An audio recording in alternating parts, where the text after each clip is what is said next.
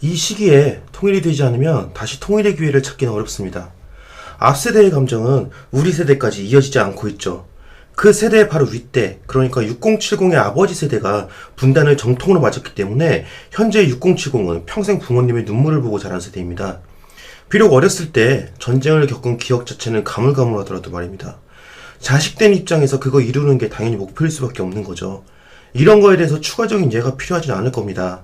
이것은 보시다시피 감정의 문제입니다. 그리고 앞선 영상에서 말했듯 3040, 우리 새로운 세대는 합리성의 세대입니다.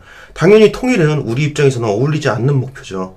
우리는 저런 직간접적인 경험도 없을 뿐더러 방공, 통일교육 같은 것조차도 느슨하게 받고 자랐습니다.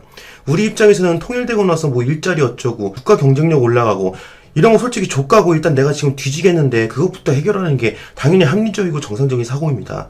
그럼 결국 문제는 우리 한국이라는 집단이 감정과 합리성의 사이에서 어떤 것을 먼저 택해야 하는가라는 것으로 진행될 것입니다. 일단 이것부터 말을 해봅시다. 지금 우리 바로 윗대, 그러니까 50은 좀 어리고 6070 시대가 끝나고 나면 통일에 대한 열망이 있을 것 같습니까?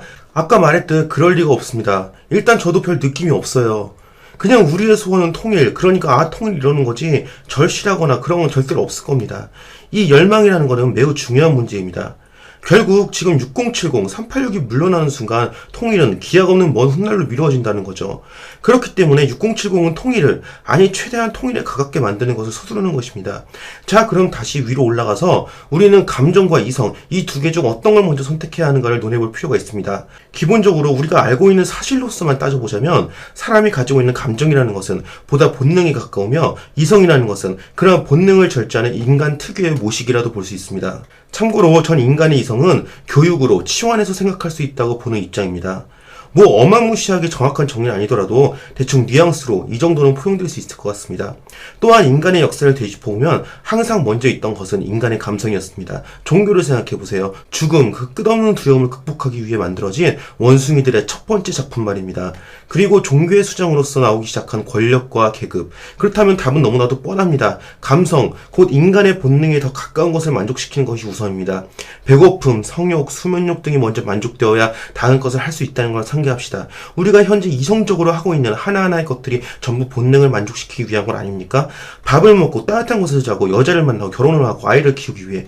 물론 나는 예수 부처 공자 마호메트급이라서 본능 다 쌩까는 이성 그 자체다라고 주장한다면 할 말이 없습니다. 우리 3, 4세대는 합리성이라는 틀에 갇혀 가장 기본적인 감정을 만족시키는 것이 생명으로서 당연하다는 걸 자주 놓칩니다. 저 또한 자주 그렇습니다. 하나하나 우리의 삶과 하루의 사건들을 되짚어보면 우리는 굉장히 많은 것을 합리성이라는 틀 때문에 놓칩니다. 그리고 우리는 음악을 듣고 영화를 보고 게임을 하고 하면서 그 놓친 무언가들을 메꾸려고 노력하죠. 이것은 어쩌면 우리가 받아온 교육 문제일 수도 있을 것입니다. 뭐 뻔한 이야기입니다. 뭐 얼마 전에 뭐였지, 뭐 스카이 모시기 드라마 그런 내용이라면서요.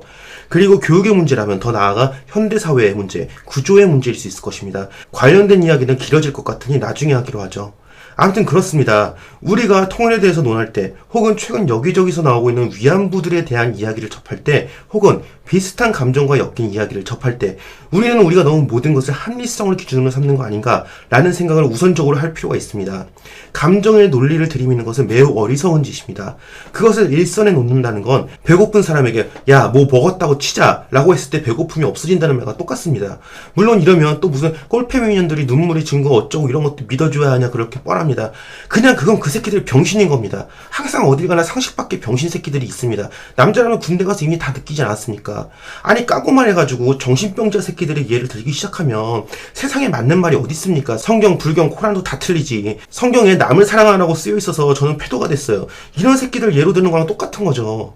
관련해서는 제 거 영상 목록 보면은 정치적 올바름 어쩌고 영상에다가 추가적으로 설명해놨으니 한번 보시는 것도 좋을 것 같습니다. 암튼 항상 보편적인 예로 생각하자는 겁니다. 아마 이 이야기는 우리가 왜 합리적인 것을 따지는 세대가 되었는지로 틀어질 것 같습니다. 이것은 교육과 사회 구조의 문제를 넘어 우리 3, 4세대가 굉장히 텍스트화되어 있다는 뜻이기도 합니다. 텍스트에는 환경과 감성이 없습니다.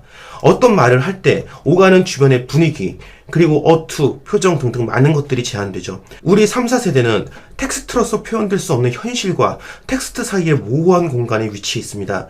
우리가 앞전 세대와 차원이 다른 양의 정보를 접하면서도 발을 내딛는 것에 더욱 불안해하는 것은 바로 이것 때문입니다. 관련해서는 꽤나 긴 이야기가 될 것 같으므로 기회가 생겼을 때 다른 영상에서 다루고자 합니다. 안녕.